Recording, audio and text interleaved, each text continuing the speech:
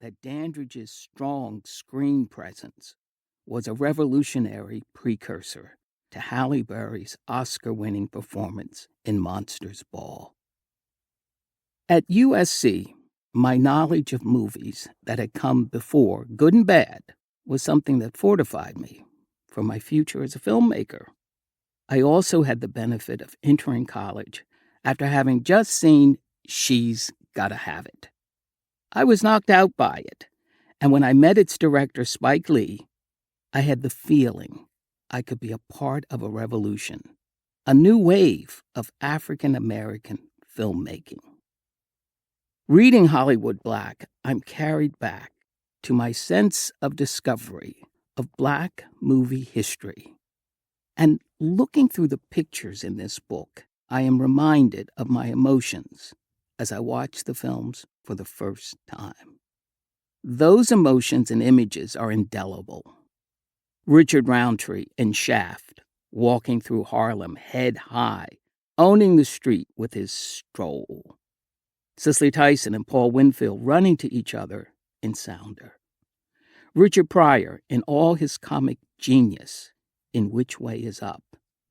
Or Eddie Murphy with his cool swagger in Beverly Hills Cop. I recall the emotional surge I felt when seeing Do the Right Thing, a seminal film that pushed me as a film student to write the screenplay for Boys in the Hood. I also remember the well in my heart at seeing the movie version of my childhood comic book hero, Black Panther. This book brings all that back to me, and I've been all the more enlightened by the great historical links between Black filmmakers like Oscar Micheaux, sometimes pronounced Michaud, and Noble Johnson in the silent era, to those bold dudes of the late 1960s and 1970s, such as Gordon Parks Sr. and Melvin Van Peebles, right up to filmmakers like myself and into the new millennium. It also shows the links between actors as diverse as Paul Robeson, Sidney Poitier, Denzel Washington, Will Smith, Viola Davis, Angela Bassett, and so many others. I found this book to be an enjoyable, insightful reflection of how, despite tremendous obstacles, Black film artists triumphed in showing their humanity and their brilliance to the world.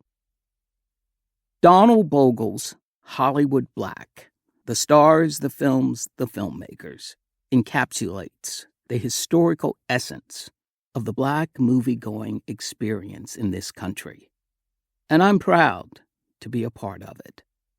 This is an invaluable book that moviegoers have been waiting for and will treasure.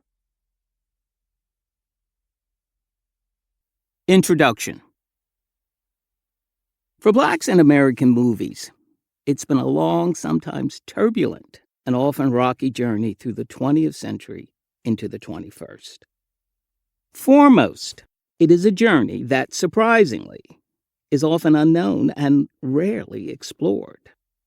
Some moviegoers mistakenly assume that African Americans first worked in films sometime in the 1950s, with the emergence of such Eisenhower-age stars as Sidney Poitier and the often neglected Dorothy Dandridge.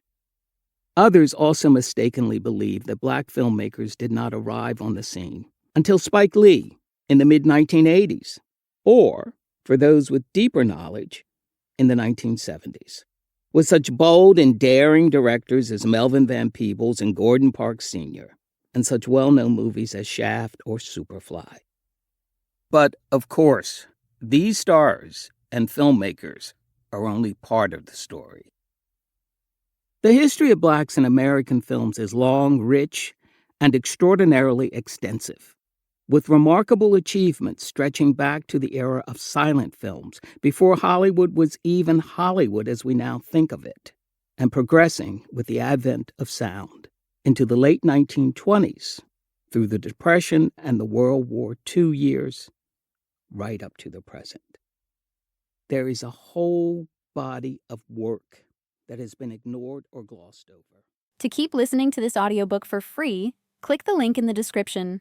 It will take you to a free Audible trial where you can listen to this and many other books for free for 30 days.